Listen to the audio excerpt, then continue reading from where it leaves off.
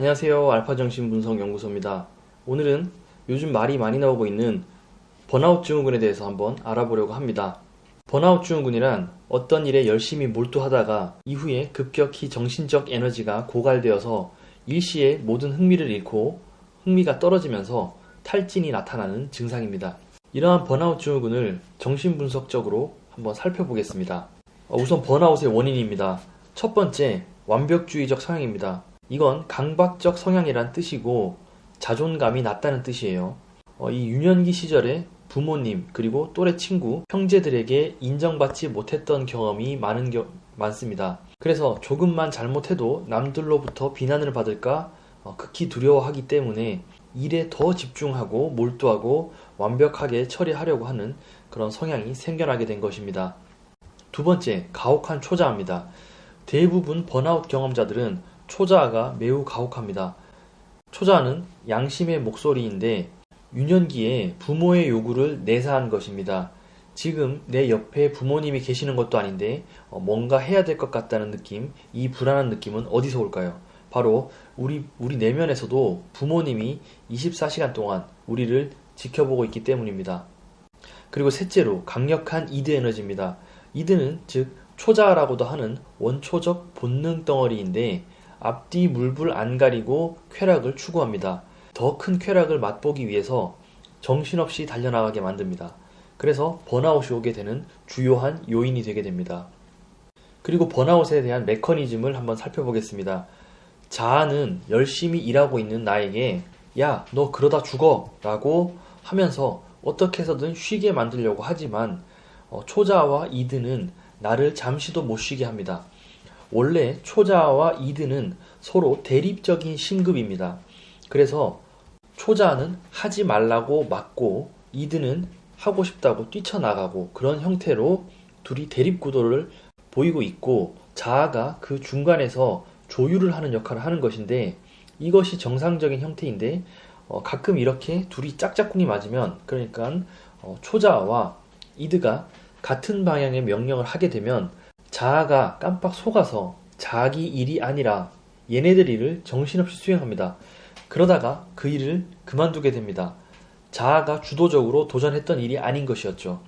그래서 초자아와 이드에 떠밀려서 정신없이 뭔가에 홀려서 일을 했던 거예요. 이게 나중에 번아웃이 됩니다. 이것이 번아웃의 메커니즘입니다. 정신분석에서는 우리 인간은 각 개인마다 리비도라는 삶의 에너지를 갖고 있다고 표현합니다. 그래서 리비도는 특히 내가 사랑하고 관심을 갖는 대상에게 집중적으로 투여가 됩니다. 이후에 그 대상에게서 최선을 다했음에도 특별한 보상이 나오지 않을 경우에 거기에 투여됐던 리비도 전체를 일시에 회수하게 됩니다.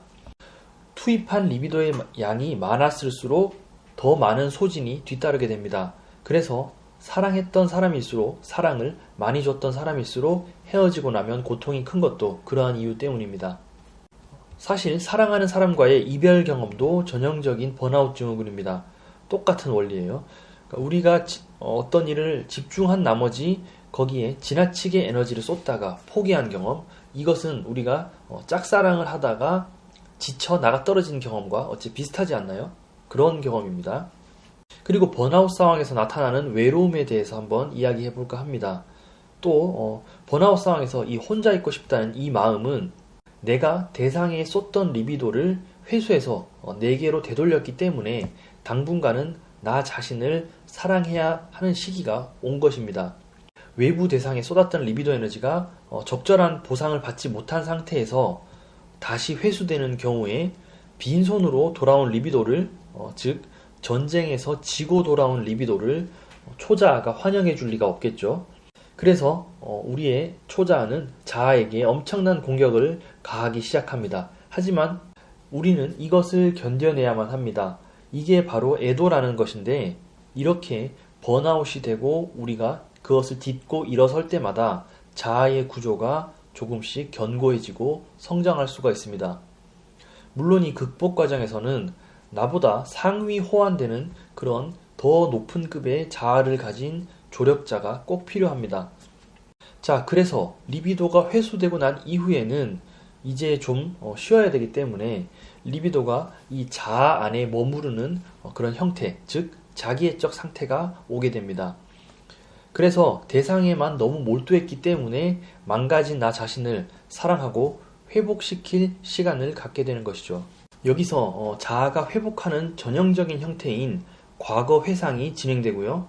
이 과거 회상을 위해서 남들과 연락하지도 않고 홀로 보내는 시간들이 늘면서 과거의 기억들의 수정 작업을 해나가게 됩니다. 이때 훌륭한 조력자가 필요하다는 겁니다.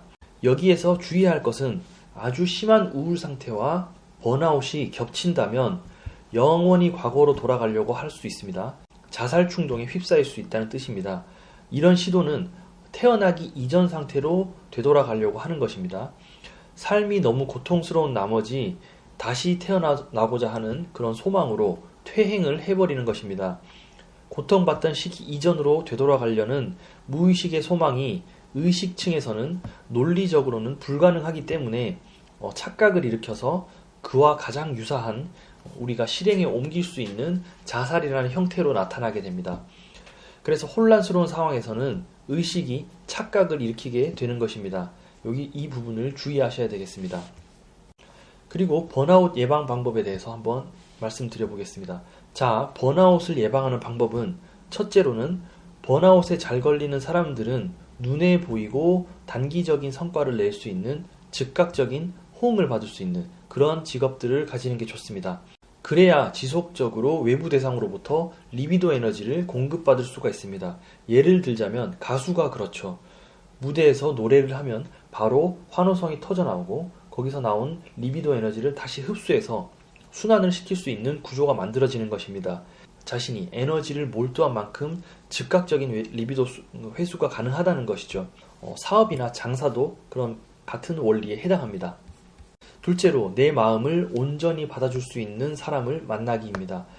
이런 사람은 무의식선에서는 부모님의 이미지를 대신해주기 때문에 내 가혹한 초자아나 미쳐 날뛰는 이들을 잠재워 줄 수 있고 자아의 구조를 고쳐줄 수가 있습니다. 전형적인 힐러 원형인 거죠.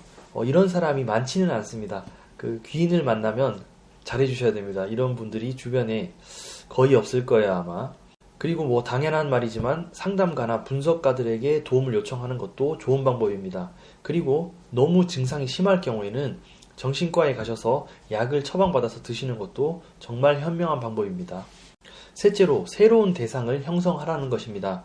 여기서 대상이란 현대정신 분석에서 오브젝트라는 개념인데 나와 정서적으로 소통할 수 있는 것이면 무엇이든 가능합니다. 배우자가 됐던 여자친구가 됐던 그리고 강아지든 혹은 무생물도 좋아요.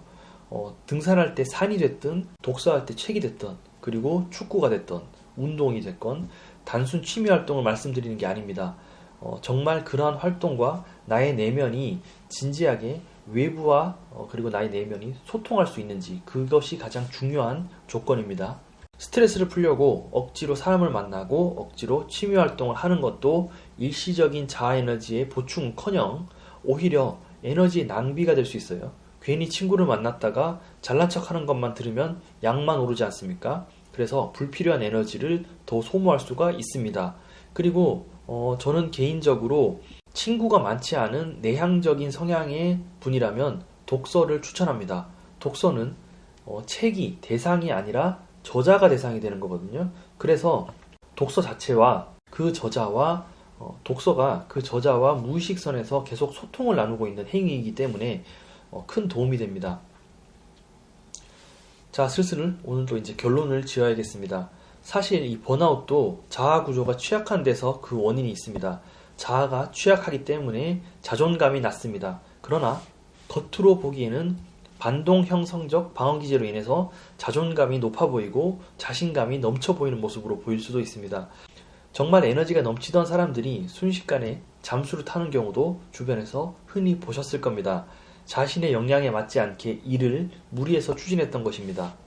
사실 이 자아의 구조의 틀은 유년기와 청소년기에 대부분 결정이 납니다. 이 구조가 굳어진 이후부터는 의식적인 노력을 통해서 아닌 척하고 살 수는 있지만 근본적으로 성격을 개조시키기는 거의 불가능합니다. 그렇게 힘겹게 아닌 척, 완벽한 척 살다가 어느 순간 무너질 수도 있는 것이죠. 자, 오늘은 번아웃 증후군에 대해서 쉽게 정신분석적으로 이해시켜드리기 위해서 최대한 노력을 해봤는데 할 말이 너무 많아서 몇 시간 해도 부족할 것 같은데요. 그런데 유튜브에서는 한 10분 정도로 영상을 만들어야 효율적이라고 해서 아쉽지만 이렇게 마무리를 해야 될 것 같습니다. 앞으로도 꾸준히 영상을 연재할 거기 때문에 관심을 갖고 봐주시면 흥미로운 내용으로 또 찾아뵙겠습니다. 그럼 오늘도 제 얘기를 들어주셔서 감사합니다. 다음 시간에 또 뵙겠습니다. 감사합니다.